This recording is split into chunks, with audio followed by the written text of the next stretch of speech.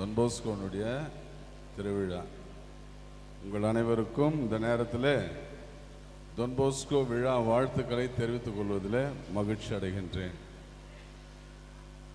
சிறப்பாக இந்த தருணத்தை தந்திருக்கின்ற கடவுளுக்கும் நம்முடைய இந்த தற்போது இருக்கின்ற நிர்வாகம், இதனுடைய இல்லத்தந்தை தாளாளர் தந்தை ஃபாதர் பின்டோ, தலைமை ஆசிரியர் ஃபாதர் ஜான் பீட்டர், சலேசிய தந்தையர்கள், சகோதரர்கள், இங்கே இருக்கின்ற முன்னாள் இந்நாள் ஆசிரியர் பெருமக்கள், பெற்றோர்கள், மாணவ செல்வங்கள், உங்கள் அனைவருக்கும் நல்லா ஒரு ஜோராக கைத்தட்டி என்னுடைய நன்றியை தெரிவிங்க பார்க்கலாம்.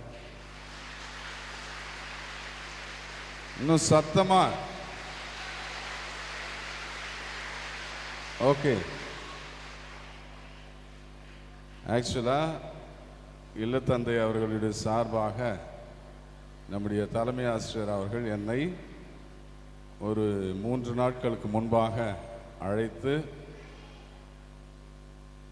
இந்த நாளில் இந்த நேரத்தில் வர வேண்டும் என்று பணித்தார்.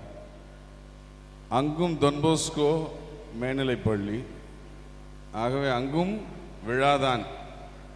இன்று அந்த விழாவை ஏறக்குறைய முடிக்கிறதுக்கு முன்னால் எழுந்து உங்களோடு வருவதற்காக, இங்கே வந்து உங்களோடு இருப்பதற்காக என்னை அங்கிருந்து விடுவித்து கொண்டு இங்கே வந்து இருக்கின்றேன். மீண்டுமாக இங்கிருந்து அங்கு செல்ல போகிறேன். நான் ஏற்றுக்கிட்ட ஒரே ஒரு காரணம், உண்மையிலே உங்களை பார்ப்பதற்காக தான். கடவுள் கொடுத்த ஒரு வாய்ப்பு. ஐ am really happy and thankful to God and for the Salesians over here. ஏன்னா இது வரைக்கும் பல பள்ளிகளில் நான் பணியாற்றிருக்கின்றேன்.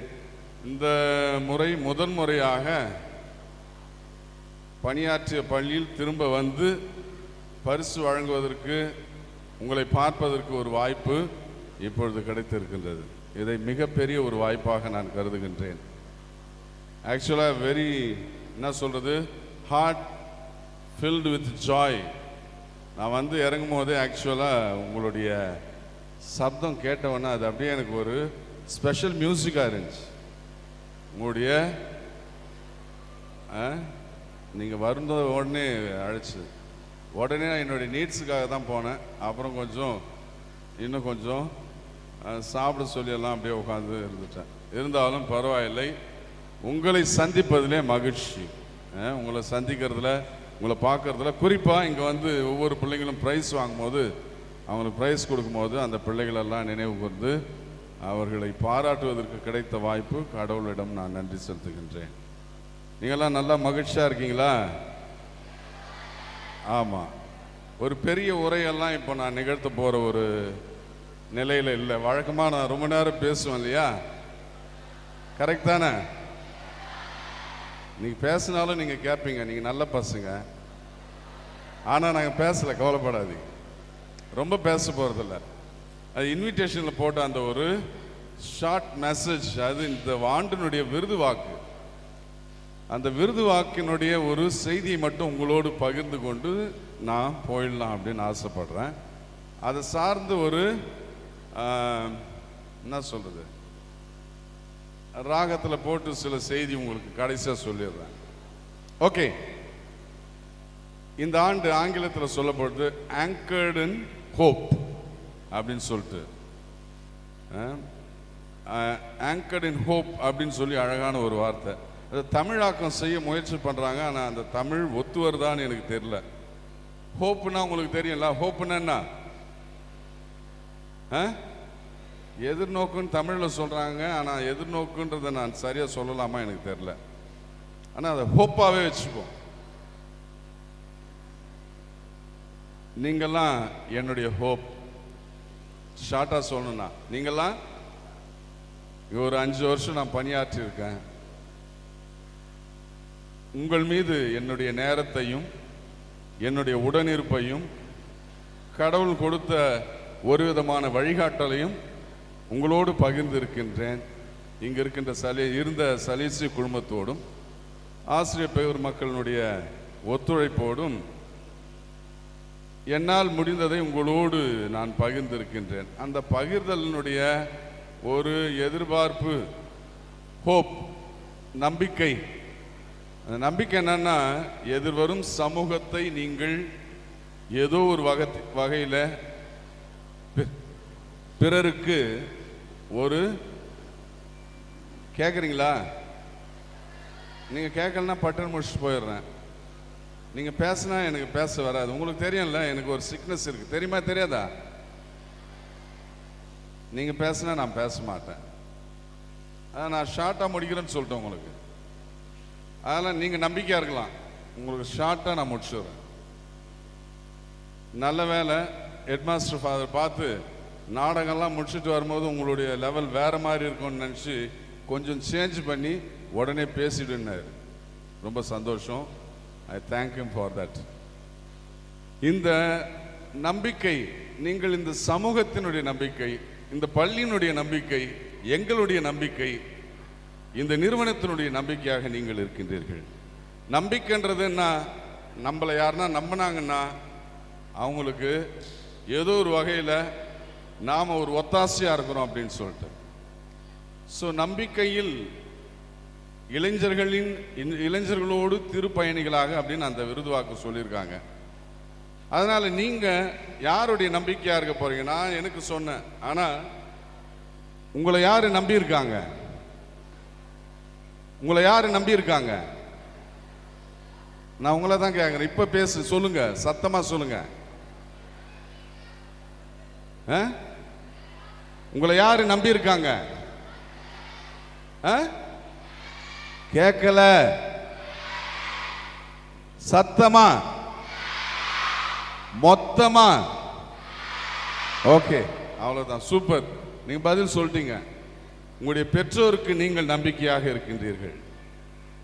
உங்களுடைய பெற்றோருக்கு நீங்கள் எதிர்காலமாக இருக்கின்றீர்கள். ஏதோ ஒரு வகையிலே அவர்களுக்கு ஒரு நம்பிக்கை தருகின்ற நம்பிக்கை நட்சத்திரங்களாக நீங்கள் இருக்கின்றீர்கள். இதை பற்றி நாங்கள் சிந்தித்திருக்கின்றோம்.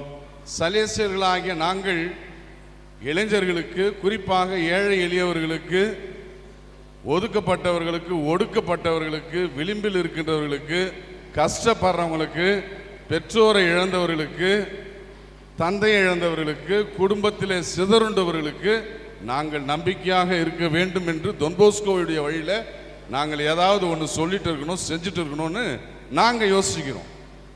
ஆனால் உங்களுக்கான ஒரு சிந்தனை என்ன அப்படின்னு சொன்னால், நீங்கள் உங்களுடைய பெற்றோர் உங்களை நம்பிக்கை கொள்கின்றார்கள், உங்கள் மீது நம்பிக்கை கொண்டிருக்கின்றார்கள். நீங்கள் வருங்காலத்திலே ஏதோ ஒரு வகையில் இந்த சமூகத்திற்கு அவர்கள் உங்களை அர்ப்பணிப்பதற்கும், சமூகத்திற்கு நீங்கள் ஏதோ ஒன்றை செய்து உங்களை நீங்கள் மாட்சிப்படுத்துவதற்காக. தொன்போஸ்கோ தன்னுடைய மாணவர்களை 2 விஷயம் சொல்லி வளர்த்தாருன்னு நான் உங்களுக்கு அடிக்கடி சொல்லுவேன். ஞாபகம் இருக்கா? சொல்லுங்க பார்க்கலாம். இந்த மாதம் ஃபுல்லாக நீங்கள் கேட்டுருப்பீங்க. எங்கள் ஸ்கூலில் போர் அடிக்கிற அளவுக்கு நல்லா தொன்போஸ்கோ தன் பிள்ளைகளை 2 விஷயம் சொல்லி வளர்த்தாரு அவங்கள அப்படின்னு சொல்லுவேன்.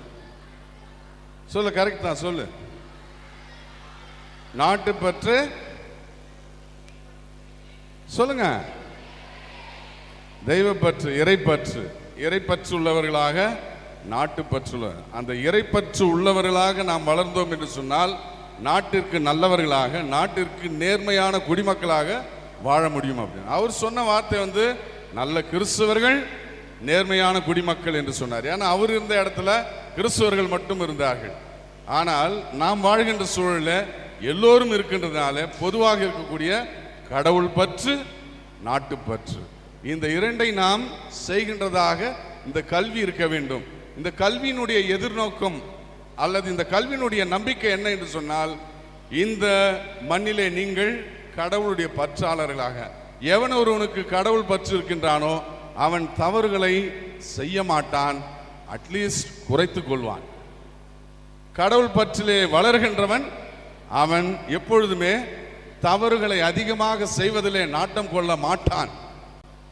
அதே போன்று அவன் கடவுள் பற்றாளன் என்று சொல்லும்போது தன்னை கடந்து பிறர் நோக்கி செல்வான், பிறருடைய வாழ்வுக்கு ஒரு நம்பிக்கையாக மாறுவான்.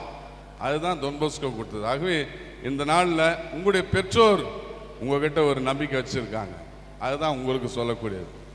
சமூகம் உங்களிடம் நம்பிக்கை கொண்டு இருக்கின்றது, இந்த நிறுவனம் உங்களிடம் நம்பிக்கை கொண்டு இருக்கின்றது. நீங்கள் ஒரு முன்மாதிரியாக, கடவுள் பற்றாளர்களாக, அதே போன்று நல்ல நேர்மையுள்ள குடிமக்களாக இந்த இந்திய தேசத்தை, இந்த தமிழகத்தை, ஏன் இந்த போலூர் சரகத்தை நீங்கள் உயர்த்துவீர்கள் என்று அந்த நம்பிக்கையிலே நாம் பயணிக்கின்றவர்களாக மாறக்கூடிய ஒரு வாய்ப்பை உண்டாக்குவோம். அவ்வளோதான், என் மெசேஜ் முடிஞ்சிச்சு. இன்னொன்று, அதை கொஞ்சம் உங்களுக்கு வழக்கமாக நீங்கள் கேட்கறது முன்னே இந்த முறை நானே பாடிடுறேன், 4 வரி பாடிடுறேன். ஓகே, நீங்கள் என்னுடைய யூடியூப் சேனல் பார்த்து நீங்கள் பார்க்கலாம். இப்போது நான் இருக்கிற இடத்துல ஒரு விஷுவல் போட்டேன். இந்த பாட்டு தான் ஏற்கனவே உங்களுக்கு தெரிஞ்ச பாட்டு தான், இருந்தாலும் இப்போது இன்னைக்கு சமூகத்தில் ஒரு நம்பிக்கை பெற்று மேலே வர வேண்டும் என்று சொன்னால் சிலவற்றை நாம் விட்டுவிட வேண்டும், வேண்டாம் என்று ஒதுக்க வேண்டும். அந்த வேண்டாம் வேண்டாம் என்று சொல்லக்கூடிய ஒரு சில வார்த்தைகளுங்க நீங்க சொல்ல போறீங்க. சொல்லுவீங்களா? Are you ready? எஸ். ஊர் என்ன பள்ளமா? வேண்டாம் வேண்டாம் நீங்க சொல்லுங்க. ஓகே, நான் சொல்லும் போது நீங்க உங்கள்கிட்ட மைக் காட்டும் போது நீங்க பாடுங்க, நீங்க சொல்லுவீங்க. ஊர் என்ன சொன்னாலும் வேண்டாம் தம்பி, வேண்டாம் தம்பி, இங்கு யார் என்ன சொன்னாலும் வேண்டாம் தம்பி, வேண்டாம் தம்பி. ஆபத்த விலைக்கு நீயே வாங்க வேண்டுமா? அழகான வாழ்விழந்து வாட வேண்டுமா? ஆபத்த விலைக்கு நீயே வாங்க வேண்டுமா? அழகான வாழ்விழந்து வாட வேண்டுமா? ஊர் என்ன சொன்னாலும் இங்கு யார் என்ன சொன்னாலும் குடலை எடுக்கும் கோலா மைதா வேண்டாம் வேண்டாம் சொல்லுங்க. வேண்டாம் வேண்டாம் சொல்லுங்க. குடலை எடுக்கும் கோலா மைதா, மனதை கெடுக்கும் ஆபாசங்கள். குடலை கெடுக்கும் கோலா மைதா, மனதை கெடுக்கும் ஆபாசங்கள். உயிரை குடிக்கும் புகைப்பணக்கும் உனக்கு வேண்டாம் சொல்லுங்க.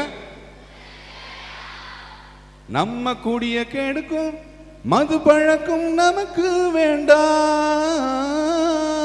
நம்ம குடிய கெடுக்கும் மது பழக்கம் வேண்டாம் வேண்டாம் நமக்கு வேண்டாம். வேண்டாம் வேண்டாம் நமக்கு வேண்டாம். வேண்டாம் சொல்லுங்க. வேண்டாம் வேண்டாம் வேண்டாம் வேண்டாம் வேண்டவே வேண்டாம். ஊர் என்ன சொன்னாலும் இங்கு யார் என்ன சொன்னாலும் பொய்யும் புரட்டும் பூரணி பேச்சும். சத்தமா சொல்லணும். நான் ஒருத்தன் பாரு, நீங்க மொத்தமா பாடுறீங்களா? நல்லா சூப்பரா பாடுறீங்க. பாருங்க. பொய்யும் புரட்டும் பூரணி பேச்சும், பெண்ணை இகழும் காயமைத்தானம். பொய்யும் புரட்டும் பூரணி பேச்சும்,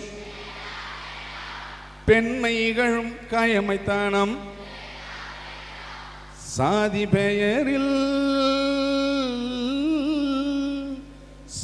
பெயரில் பாகுபாடு சிறிதும் வேண்டாம். சமய மொழி சண்டையெல்லாம் எதுவும் வேண்டாம். நம்மில் சமயம் மொழி சண்டையெல்லாம் ஓகே. வேண்டாம் வேண்டாம் வேண்டவே வேண்டாம். பாடுங்க.